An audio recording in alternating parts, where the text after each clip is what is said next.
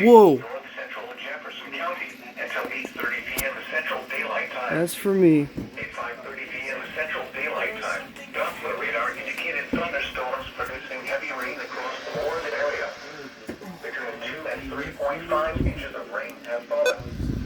Flash flooding is ongoing or expected to begin shortly as additional showers and thunderstorms develop in the area.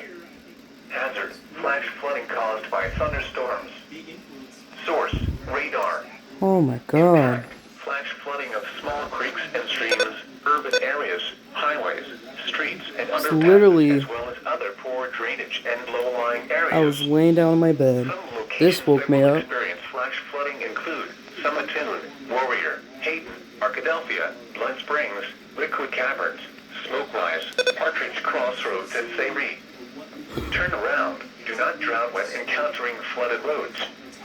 Most flood deaths occur in vehicles. Wow.